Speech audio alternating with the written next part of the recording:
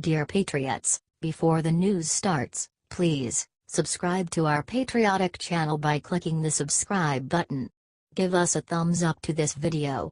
Don't forget to leave your opinion below in the comments section. Share the news on Facebook and Twitter so your friends see it. Thank you. Ex-Washington Post reporter threatens to kill Trump with witchcraft. See what happened to her last victims. Sally Quinn, a former reporter for the Washington Post, just revealed how she could kill Donald Trump, and it's really weird. In an interview with USA Today, Quinn claims to be a witch with a violent past. There were 3 people who hurt me in some way, or hurt somebody I loved, and so I decided to put a hex on them, Quinn told the paper.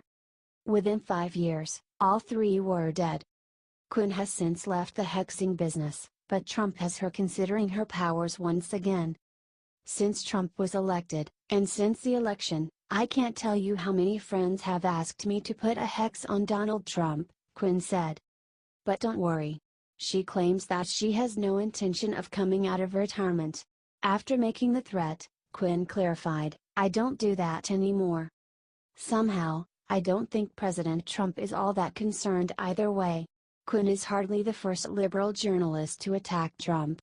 Her method of attack is just a lot weirder, and a lot less effective.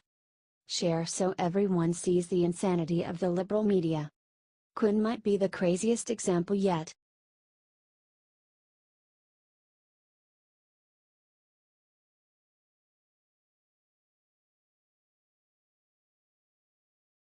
Backstab Jeff Sessions just got really bad news in Chicago. Look what happened.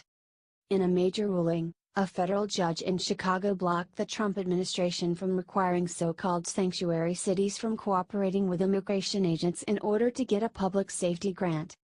U.S. District Judge Harry Leinweber wrote in a 41-page ruling that the Chicago has shown a likelihood of success in its arguments that U.S. Attorney General Jeff Sessions has overreached his authority when he cut off sanctuary cities from federal funding. The judge also ruled that Mayor Rahm Emanuel's administration could suffer irreparable harm with immigration communities if the Jeff Sessions implemented the new standards. Once such trust is lost, it cannot be repaired through an award of money damages, making it the type of harm that is especially hard to rectify if Rahm Emanuel were to wait till the lawsuit is settled. This is total BS, and it just goes to show how powerful the swamp is. When we took government long ago, there were 3 branches of government. It wasn't the judiciary, the legislative, the executive branch, and some judge in Hawaii and Chicago. Share this everywhere if you think that Jeff Sessions has every right to take back funding from these cities that are more invested in helping illegals than they are citizens. Thanks for reading.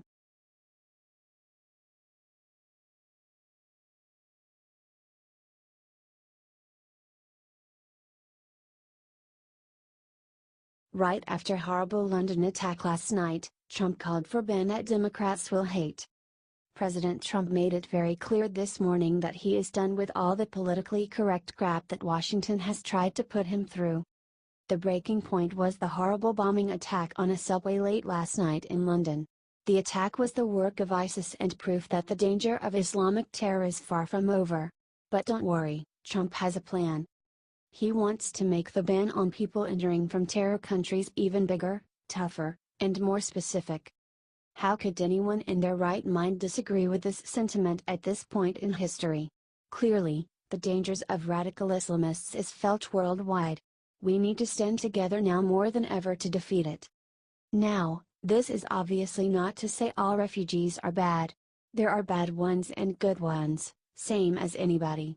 The problem is that it's impossible to vet people in many of these countries because they have no real government records.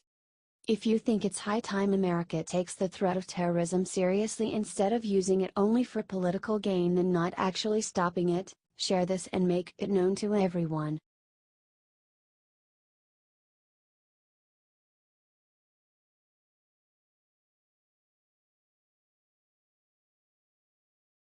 Breaking: a White House press secretary has stepped down.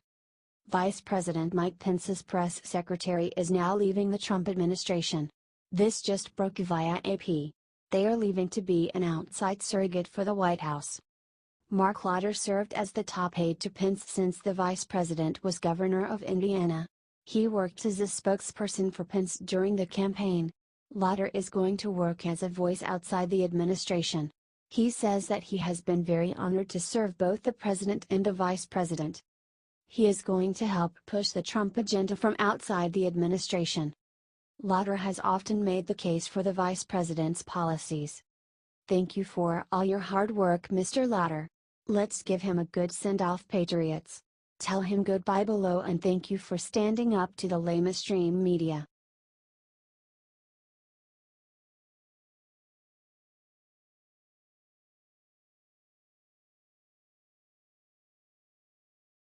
Shots fired. Nobody will watch ESPN after what Sarah Sanders just released about them. White House Press Secretary Sarah Sanders stood by her report that it was a fireable offense for Jemele Hill to call President Trump a white supremacist. Sanders reiterated her stance from earlier this week and said that Sanders reiterated her stance from earlier this week at Friday's briefing after Trump's tweets on the subject. Several reporters followed up with Sanders and asked if the White House believes that Hill should be fired. "It's not my decision to make for a private company," she responded. Sanders then said that ESPN set a standard by punishing on-air personalities for political statements but not punishing Jemele. Quinn was told by her ESPN boss to stay home from work after questioning ESPN's business decisions in April. Share this everywhere if you will not be watching ESPN anymore. Let's show them the thousands of Trump voters that will not be watching their stuff anymore. We are tired of their political messages.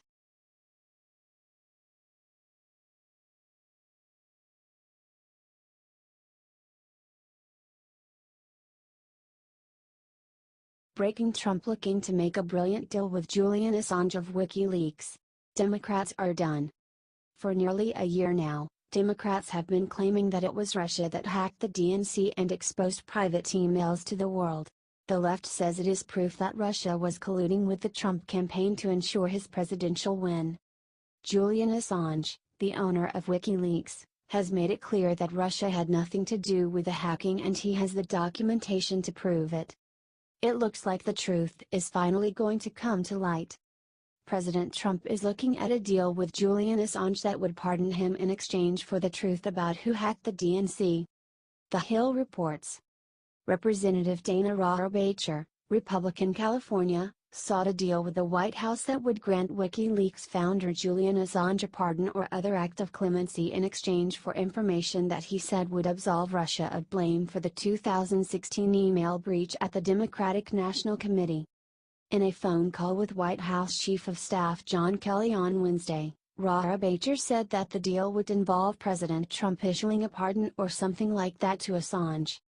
In exchange for the pardon, Assange will provide a storage device containing evidence that Russia was not behind the DNC email hacks that led to the release of embarrassing internal messages last summer.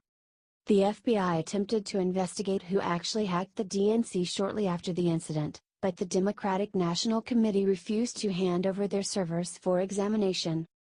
We may now learn why they were so hesitant to have their computers scrutinized. If it wasn't Russia that hacked the DNC like Assange says, the entire narrative about Russia hacking the election will be blown out of the water. This is a smart move by our president and Democrats have every reason to be scared.